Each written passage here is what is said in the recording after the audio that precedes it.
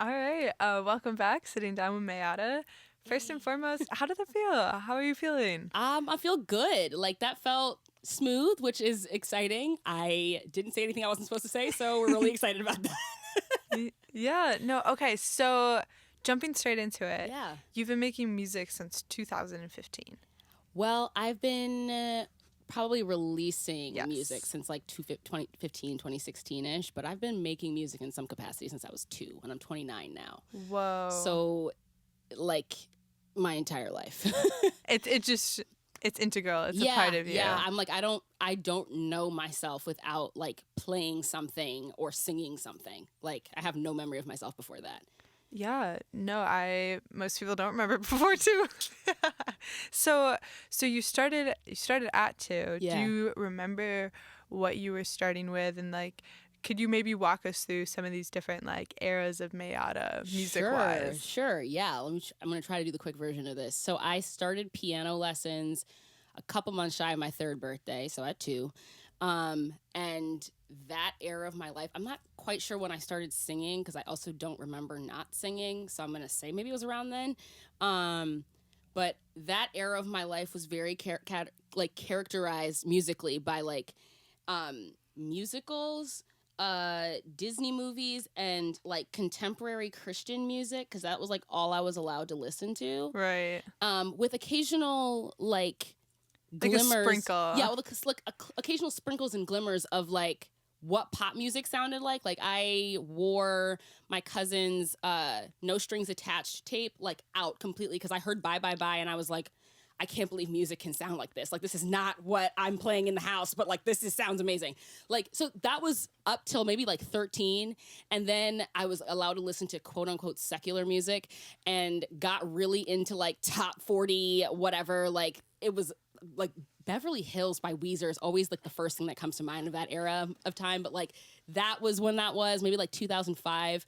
And then it like morphed into this like what I call like the indie white girls of like 2009 through like 2011 maybe, like the Sarah Bareilles, the Ingrid Michaelson, Mazzella, who else? There's more people on that list, but those are the 3 that are always like most crystallized to me. And then I also got really into Paramore, still really into Paramore.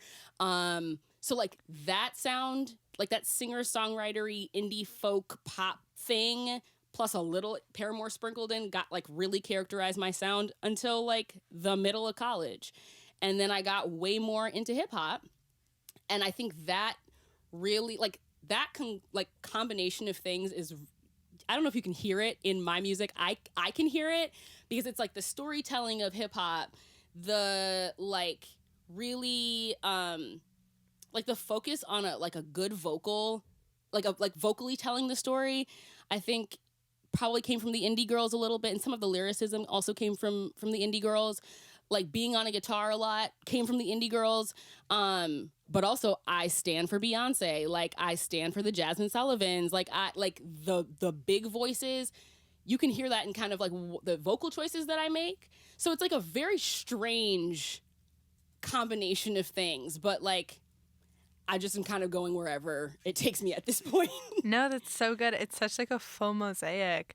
And I now have like a billion questions just off of that little bit. Hey. So I'm kind of wondering, so it seems like you could definitely pull figures from each of these eras of your life.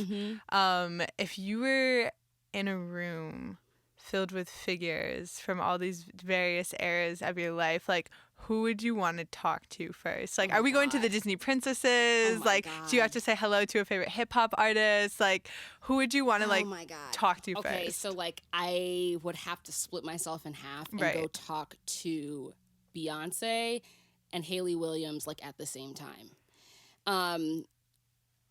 Beyonce because she's Beyonce. Like it's just literally like I don't do what she does, and I don't even actually want to do what she does, but like the level of excellence at which she does it is just so inspiring. Like I've seen her live a couple times, and the first time I saw her, I was like, I left the show like my face hurt from smiling so much, and I was like, I am going to be the Beyonce of being Mayyadda. Like that is the life goal now. Like whatever, like if you're gonna be a plumber, be the Beyonce of being plumbers, right. you know, like whatever it is. Like she's just so inspiring in terms of like the skill level, the commitment to the craft. Like love it.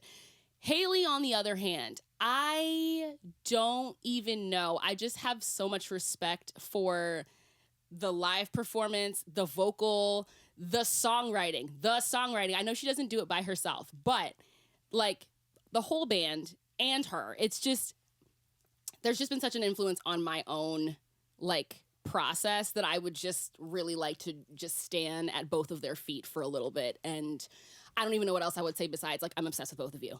That's really it. Right. I wouldn't even be able to blame you. Like nobody would. Everybody would be on board. Yeah. Also maybe in the process of splitting themselves in half to follow suit. Yep. You really cannot blame you at all. And so I'm also wondering, you've officially released 4 projects. Yes. At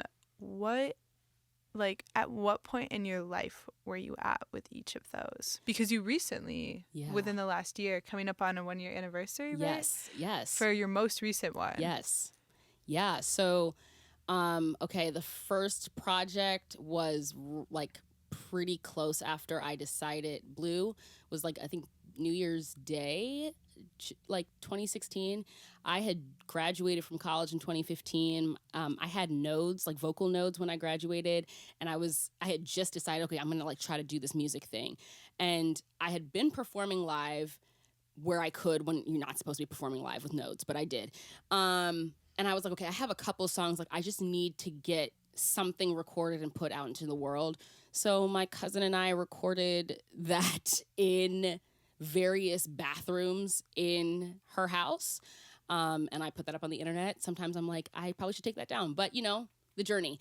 The second one is Blue. That was the first thing that I actually like was able to put like real money and real time and like went into a studio to record that. And that just felt like, again, the songs that were most popular as I was performing them out, I was like, okay, let me just kind of do a collection of those and see what themes are coming up. And that's how I ended up naming it and creating kind of like a narrative around it, but it was definitely retroactive. The third one, Holding Space, was 2018, I believe. I released that on my 25th birthday. And I really, I was just kind of learning like that I'm really hard on myself. And I extend a lot of grace to other people that I don't extend to myself. And it was just kind of like, okay, here's like most other people. But I was like, okay, I need to hold space for myself. Like I do that all the time for other people. Like, what does it look like for me to hold space for myself? And that was kind of that journey and navigating that. And that was the first time that I think I wrote like a couple songs specifically for a project as opposed to just having them like performed out before that. And then this most recent one, which I released last October. So yes, it is coming up on the 1-year anniversary in 8 days, October 15th. Very excited about that. That was the result of like right after releasing Holding Space, I plunged into the worst depression of my life. It was like a 9-month, like the worst part of it was like 9 months long. I was having to just kind of reckon with a lot of stuff from childhood, from college that I had just kind of pushed down and I thought I was fine and I really wasn't fine. So that coincided with the pandemic starting, which was lots of fun to just have to reckon with all of that. But that project I'm super proud of because it was like I had to take a lot of risk sonically. I took a lot of risk like personally, actually, like with what I was writing, actually like confronting stuff that I had not thought about in like sometimes over a decade. And just like allowing all of this like raw emotion to come out instead of like having to process it before I could write about it. It was like, no, the writing is part of the processing. And it's the most honest thing that I have released to date. So I'm really, really proud of that. I'm proud of all of them, but like, you know, it's kind of like the newest baby is the one I'm most proud of. So, right. What is a risk, either sonically or personally, that you took that you were the most nervous about, but you also feel like it maybe paid off the most? I think it was like a combination of like personally and like what the writing was. I previously used my writing as like, I got to the end of this, or I got through this situation, and I'm on the other side of it, and I'm kind of now looking back and being like, I know the lessons, and I figured out what's the profound whatever the heck is about this, and that was fine, but it wasn't vulnerable, and this time around, like the first song that I wrote for that project was in 2018. It was called Cracked Chest. And at the time I wrote that, I was in the midst of the super bad depression. I was performing still, and I would literally get on stage and be like, hey, y'all, so I'm going through it real bad right now. And y'all can watch this, I guess, because I'm in front of you. But like, this one is very much for me. I just kind of need to wail right now. So, bleh. Like, it was me like vomiting my emotions. Like, it was me screaming and crying without without actually like ruining my voice or screaming and crying. Like, that song was a scream and a cry. Right. And I didn't have any.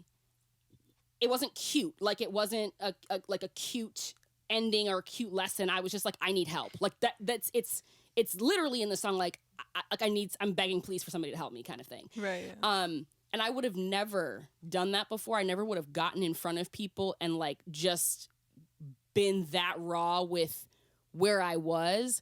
And then I think that kind of was the catalyst for allowing me to do that in other ways. Like, really sit with like, okay, this song is a letter to my inner child. Haven't done that before. This song is kind of like a letter to my own peace of mind, and like what that looks like and how distant and unfamiliar that feels because I'm used to chaos. Like, this song is about how I am actually just angry with my ways of self-sabotaging. It's like, I have grace for them, but I also am really angry for the time that I feel like I've wasted sabotaging myself and not really going after what I wanted. Like, there weren't pretty tie-ups for a lot of these songs. It was just like, this is where I am, and I'm angry, or I'm hurt, or I'm like, I don't know, I'm just screaming. I don't even really know what I'm screaming about yet, but I'm in pain. Like, that felt really risky to me, and also I think it's the reason why people have like resonated with it more than anything else that I've ever put out. Mm-hmm. Because it was not trying to cover itself up. Like, I wasn't trying to cover anything. It just was, this is where I am. Right. Moving forward on future projects, do you think that's like a similar approach you're going to be taking? For sure. And my hope is to do that more. Like, to be more raw with it. Like, I trust my gift enough to be like, yeah, I can make this sound appealing is not the right word, but like, I can make this sonically good while it's super, super honest. Mm-hmm. And I love right now that it feels like my like stylistic choices and my stylistic journey are really paralleling like my emotional journey, and like the ways that I'm learning myself more, and the ways that I'm healing myself, and the choices that I'm making. Like, I can see those things really paralleling, and I think it's going to continue in that way. Whatever sonically that sounds like, I don't fully know, but I don't feel like scared of being raw anymore. Right. Is there something that you learned about yourself through this process that kind of surprised you?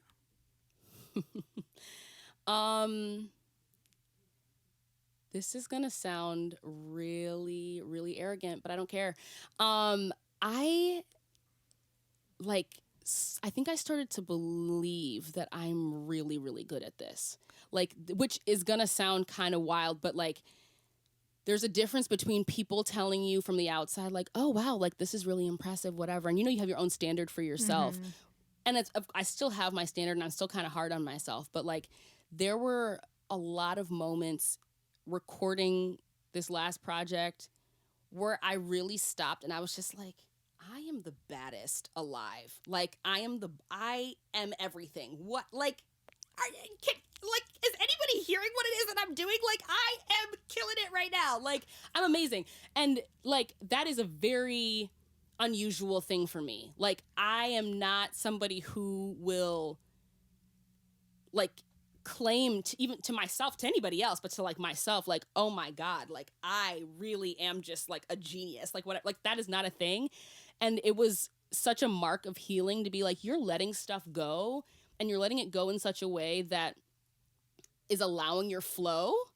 Yeah. And you can appreciate your own flow. Like that was so new for me, and I'm really grateful for it. And it's just like grounded me in a really different way. Like, wow, I can do this. Like I'm not an imposter.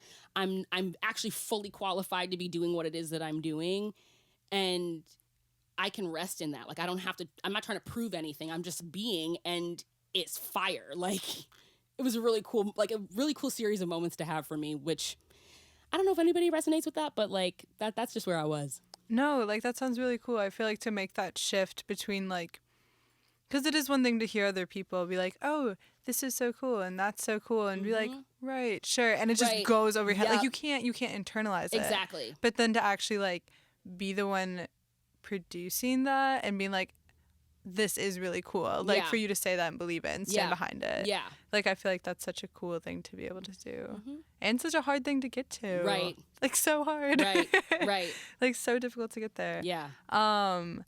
You've also I've heard you say and read your description that like some of the music that, or like all the music that you're making is also for people who are also in the process of healing and kind of centering and slowing down and figuring that out. So what advice would you give to somebody right now who's maybe going too fast and not doing well? You know, like... Yeah. You're worth slowing down. I think that's the thing, is that like you are worth slowing down and actually facing whatever it is that you're running from. 'Cause that was my MO as well. Like I had this mental image of like these like really traumatic things that I experienced even from like childhood on were like these brick walls, and I was like cartoon style slamming through these brick walls, and there's like outlines of me in the brick wall, and I think I'm fine. I'm like, I'm doing okay. I'm just keep moving. I'm moving. And what happened in 2018 was I hit a brick wall that I couldn't just like power through anymore, because I'm carrying a broken arm and I'm carrying a broken leg and I'm just like bleeding from everywhere. Like I was not okay. And I think that when folks are trying to move fast, sometimes it's like, I think if I keep moving, the pain won't catch me. And it's like, no, you're in pain. Like, you're just waiting for the adrenaline to wear off. That's really what it is. You are in pain. You are not okay. And you are worth stopping long enough to face that. And you don't have to face it alone. Like, there are going to be times where absolutely you have to face it alone, because that's yours. But like, it's so hard. And I'm not completely even on the other side. Like, I don't want to sound like, oh, I've figured it out. I haven't. But like, I have gone through enough of a process of actually facing myself to be like, okay, wow, there are some very, very dark days in that. And there's so much like lightness and light and openness and space for you on like when you start moving through it. And I know that sounds scary, but I want to encourage anybody who can hear me and is feeling what I'm talking about to, like, if it's reaching out for help, if it's just taking some time, like figuring out like, where can I pause and actually start to feel what's going on in my body, what's going on in my heart and my spirit and my mind. Like, I would just encourage you to do that with help if you need it, with professional help if you need it, because that is very, very helpful. These therapists be saving lives out here, literally. But yeah, like, you can't run away from yourself inevitably, like indefinitely. Like, inevitably it's going to catch up to you. Right. I feel like that's some very solid advice. Thanks. Just internalizing, sending that onto the airwaves. Yes. What have you been doing recently to kind of like protect your own peace and protect your peace of mind? I have been... Interesting. I have been I've been YOLOing like pretty hard, like just really being like, you know what, I'm scared in this moment, but like, can I parse out like where the fear is coming from? Like, is this like an anxiety thing? Is this an actually like, this would be bad for my health and wellness? Like actually taking time to kind of parse that out and like learning where my intuition lives in that. Like that's been a huge thing for me recently, is like trusting that like I have agency in my own life. Like I don't need to export it to anybody else or anything else. Has been very difficult at times, but it's now kind of manifesting as like really helping me keep my peace. Like if I'm like, okay, I am getting activated by this thing, I have enough space now to be like, okay, I am getting activated. Is this something that I can actually do anything about? Is this actually even mine to get activated over? Right. Like that's the biggest thing, is like, am I taking on somebody else's mess? And if so, how do I just quickly and quietly return that to them? That's like they didn't even know I had it in my hands. And honestly, in my case, frequently they don't know that I had it in my hands. I just be taking on people's like emotions and energy and whatever, like absorbing it.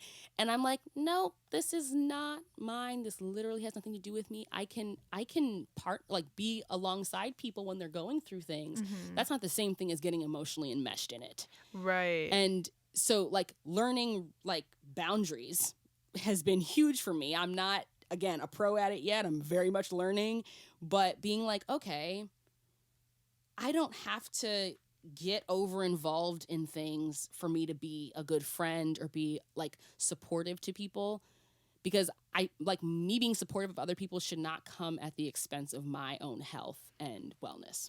Right. So. No, that makes complete sense. That's basically it. Yeah. What is something incredible that has come from this YOLOing, if you will? Like a fun experience. We're like, yeah, this has been excellent. Oh man. Okay. I have been to Philly twice this year, and the first time that I went, I was going for like my cousin's graduation from college, and it was kind of this thing where I was like, do I have the time? Can I afford this? Whatever. And then I was like, you know what? We're going to just figure it out. I'm going to figure it out on the back end. And once I decided I was going to go, I just on a whim, like looked up this tattoo artist who's based in Philly, who is also a queer Liberian. And she had her books open randomly for that week that I was there. And I was like, I'm just going to shoot my shot. I want to see if she has, like, if she'd be willing to do a Liberia tattoo for me. And she got back to me. She was able to do it. Like, it was a really, like, transcendent experience. It was a marathon because the tattoo is kind of huge. And I was in that shop for, like, 11 hours. Oh, my gosh. Was not expecting that. But, like, we just vibed super well. That trip was just magical. Like, two of my best friends from college lived there, one of whom I had not seen for 6 years before that trip. And it was just like a joy. I had some of the best nights of my life, like top 5 nights of my life while I was there, just hanging out with my friends, hanging out with family, like reconnecting with some family that like a rift had kind of, you know, like been made, and like kind of repairing that or starting to repair that. Getting this awesome tattoo. Like it was so much fun. And it was this like breath of, just joy and like feeling so loved on, and like also even being in a place to receive the love and care that was being poured upon me. And I got to do that as kind of like this breath between some really big things career-wise for me that like did require a lot of energy and required me showing up in a, like they were great, but they required me showing up in a kind of like forward aggressive kind of way. And this was really just like, I get to chill and be around people that I love, and this is so great, and this city's cute, and I got a tattoo, and it's so fun. And like, it was just an amazing experience, a wonderful trip. And yeah, I think that's like probably one of my favorite things that's come out of this YOLOing. That sounds so lovely. That sounds like a top tier experience. Oh, it was. So just for our listeners, wondering what else can we kind of expect from you coming up soon, music-wise, show-wise? Yeah. Okay. So I am actually doing a small showcase set tomorrow at the Public Functionary with the Tangible Collective for their 5-year anniversary, which is really exciting, with 2 poets. So it's going to be really, really cool. I am playing at Ice House on the 27th of October with a full band, which is always really, really fun. And Space Glow is opening for me, so that's going to be a good show. I am going to also be at the Turf Club November 13th, opening for Semler, which I'm very, very excited about. Like, that's a TikTok friend that I'm going to finally get to meet in real life, which is super cool. Yeah, and I think those are like the local shows that I have on the books for right now. Things be popping up all the time. Yeah, so. Booked and busy. Yes, we try to be booked and busy. And then like on the music tip, this is so funny to me because I'm really Grinchy. Like I'm not super like into Christmas or anything, but I made a holiday EP that's coming out November 11th. It's 4 cover songs and an original, which is like kind of more of a winter song than it is a holiday song. Like I was like, you know what? I know the holidays can be a really hard time for people. And if it's fun for you, like love that for you. And if it's not fun for you, maybe you take like a cue from nature. Like everything is going to sleep. The trees are dropping leaves. Everything's hibernating. Right. Just take a second. Don't try to go at the same pace that you've been going all year. Like rest for this season. Have some stillness, breathe, and see like what your body and spirit can kind of like rejuvenate and get ready for bloom in the springtime, right? So like it's less, I mean there's a lot of fa la la la's in the background vocals because I played this song for people and they were like, this isn't a holiday song. I was like, just you wait. You don't know what I'm planning for this. So it sounds very holiday, but it's not like message wise, it's not the most Christmassy. But I'm very excited about that. So yeah, that's gonna be November 11th. And then I'm traveling out of state like end of November and like middle of December to play at the Lincoln Center in New York. I'm playing a couple shows in Chicago. So it's like really cool, big things are happening and I'm very excited about those. So stuff is coming. All the crowds are screaming. Everyone's so excited. Yeah. That's so awesome. Yeah. Is there anything else you want to share with our Radio K listeners? Any thoughts, dreams, wishes, secrets, pieces of advice? Well, I just appreciate being here. Like it's a joy to be able to like be in such a cool space. Like I've never been here before, so this is really, really cool. And I just again want to send out like healing vibes to people. I know like a lot of us are going through it, like for real going through it right now. And whatever healing and comfort and peace and just like remembering yourself like looks like for you, I'm sending that type of energy out to you. All right. Thank you so much. Yeah, this has been Mayyadda. You're listening to Off the Record.